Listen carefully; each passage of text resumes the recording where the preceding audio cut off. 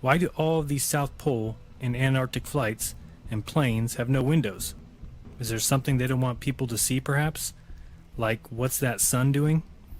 Why is it when you look at the WorldView 4 satellite images, which cover the United States in a pattern like this, stop in Antarctica like this, in a very circular pattern? Universally through time, we've had legends that speak of Atlantis, or a sacred land located at the navel of the earth. Hindu mythology tells us about Meru as the mystical mountain of the earth's center. Like the Egyptians, the Indians conceived of a dwelling place of the gods known as Samaru. Hebrew legends speak of a place in the north called Luz. Many ancient lands speak of a first continent known as the imperishable sacred land, and is the most mysterious of the 7 continents. It is said to be located in the region of the North Pole. This sacred land is stated never to have shared the fate of the other continents, because it is the only one whose destiny it is to last from the beginning to the end. It is the cradle of the first man and the dwelling of the last divine mortal.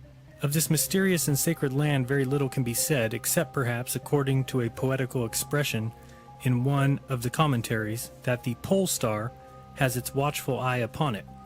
Buddhist texts say that Shambhala can be reached only by a long and difficult journey across a wilderness of deserts and mountains, and warn that only those who are called to have the necessary spiritual preparation will be able to find it. One text says that the kingdom of Shambhala is round, but it is usually depicted as an 8-petaled lotus blossom. The modern theosophical tradition, too, recognizes that Shambhala is a real place. Shambhala, although no erudite Orientalist has yet succeeded in locating it geographically, is an actual land or district, the seat of the greatest brotherhood of spiritual adepts and their chiefs of Earth today. From Shambhala at certain times in the history of the world, or more accurately, of our own fifth root race, come forth from the messengers or envoys of spiritual and intellectual work among men. It is surrounded by an akashic veil of invisibility, and an army of airplanes might fly over it and not see it. In it are gathered some of the most valuable records of the human race. There, surrounded by the greatest and most evolved human beings, the silent watcher of Earth has his invisible abode. Meru, which was the Olympus of the Indians, is said to be situated in the center or navel of the Earth. It was guarded by serpents, which watched the entrance to the realm of secret knowledge. According to tradition, it was the land of bliss of the earliest Vedic times. Occult teachings place it at the very center of the North Pole, pointing it out as the site of the first continent over the entire Earth. H.P. Blavatsky states that Meru is not the fabulous mountain in the navel or center of the Earth, but its roots and its foundations are in that navel, though it is in a far north itself. It connects it with the central land that never perishes. Occult teaching also corroborates the popular tradition, which asserts the existence of a fountain of life in the bowels of the Earth and in the North Pole. It is the blood of the Earth, the electromagnetic current, which circulates through all of the arteries, and which is said to be found stored in the navel of the Earth. In the book Paradise Found, William Warren writes, "The earliest inhabitants of the Tigro-Euphrates basin located the center of the Earth, not in their own midst, but in a far-off land of sacred associations where the holy house of God is situated, a land into the heart whereof man has not yet penetrated, a place underneath the overshadowing world tree." The Chaldean account of Genesis we read, "Human beings the great gods created, and in the earth the gods created for them a dwelling. In the midst of the earth they grew up and became great and increased in number. 7 kings, brothers of the same family, Iranian, Indian, Chinese, Scandinavian, and Aztec literature also refer to the ambiguous location of the center of the earth. The Japanese paradise was situated on top of the globe and at the same time at the center of the earth.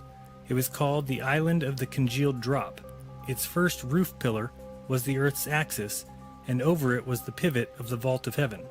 Similarly, the Chinese terrestrial paradise was also round in form and is described not only as at the center of the earth, but also as directly under Shangtai's heavenly palace, which is declared to be in the pole star and is sometimes called the Palace of the Center. The Egyptians located their Ta Neder, or Land of the Gods, in the extreme north. Today there is an echo of these ancient traditions in the fact that children send notes to Santa Claus or Father Christmas in his Wonderland at the North Pole, asking for gifts. The Eskimos have legends that they came from a fertile land of perpetual sunshine in the north. In Psalm 48:2 of the Bible, Mount Zion is said to be in the far north. And in Ezekiel 28:13-14, Eden, the garden of God, is placed on the holy mountain of God. In Hebrew tradition, more recently we have even more polar puzzles as far as the open polar sea. Many 19th century explorers believed that beyond the belt of pack ice at the perimeter of the Arctic Ocean there was an open polar sea, and possibly continental land as well. In 1827, an expedition led by Edward Parry ventured far north of Spitsbergen, over ice and along leads of open water. As they sledged north, the ice field became lighter and more fissured, and they eventually found themselves on the edge of what seemed to be a vast open polar sea, containing only a few scattered pieces of ice.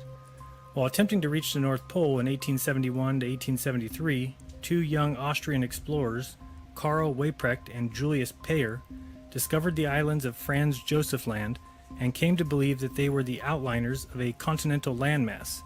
Lieutenant George Washington DeLong hoped to find this land, and in 1879 he sailed in the Jeannette through the Bering Straits into the Arctic Ocean, planning to take advantage of the warm, north-flowing currents, which he believed would open a way through the pack ice.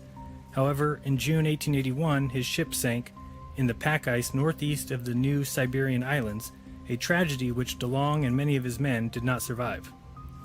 Early Arctic explorers reported seeing birds and animals moving north as winter was setting in, instead of going south, and inferred that they were headed to a warm land that must lie in the north. Parry once experienced a heavy fall of black dust in Greenland and thought it might be volcanic dust from the unexplored land to the north.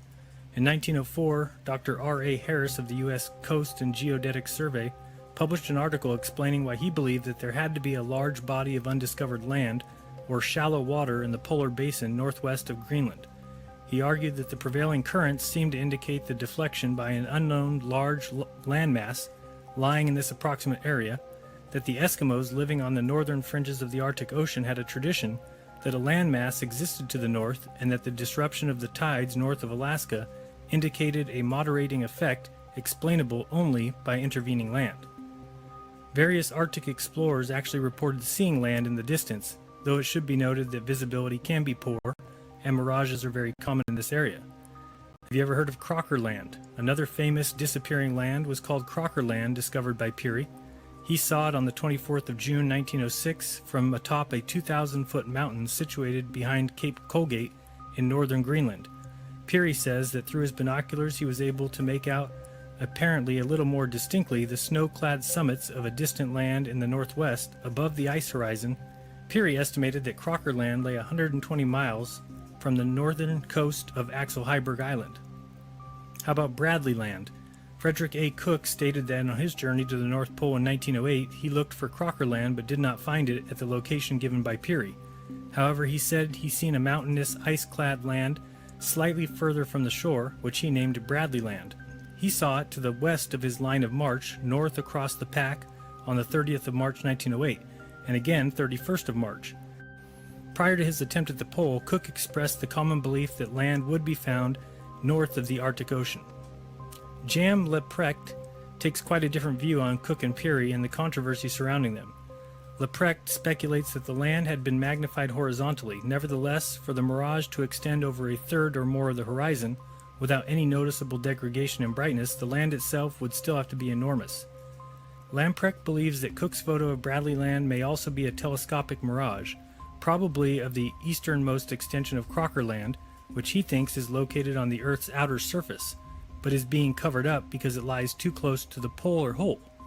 He thinks that Keenan Land also could be a telescopic mirage of the same gigantic polar continent, seen at a distance of over 900 miles. Lamprecht also believes the polar land and hole might have been discovered in 1926, when Amundsen, Ellsworth, and Nobile made their transpolar flight from Spitsbergen to Alaska, but instead of publicizing their discoveries, they supposedly went straight to the military and were sworn to secrecy. If there is any land or polar opening in the region of the North Pole, they would surely interfere with the drift of pack ice. In this regard, Wally Herbert makes an interesting observation about his experience on the Trans-Arctic expedition. We began to feel that there was some obstruction along the imaginary line which describes a circle around the pole at a radius of 260 miles. A hump, perhaps, over which the ice drifting north cannot pass. Nansen had faced a similar problem during his epic drift in the Fram. After the first 18 months, it had become evident that the 13-man crew of the Fram were unlikely to come any closer to the pole than 300 miles unless they left the warmth and safety of the ship and set out on foot. Although it is often said that the Arctic Ocean and seafloor have been thoroughly explored, it should be borne in mind that this ocean is 1.5 times the size of the United States of America, so the possibility of a small opening or island with a tunnel having gone undiscovered cannot be absolutely ruled out, and as far as the possibility of a cover-up is concerned, well, it's worth noting that according to some mystical and esoteric traditions, certain sacred areas of the earth are protected and concealed by the exercise of occult powers. Many people have asked about the 24-hour sun in the south, and while we know that there is no 24-hour sun, we don't know that there's no 24-hour light. If you take a look at a couple of these images, you'll see that if we put anything past these guys, that would be a mistake.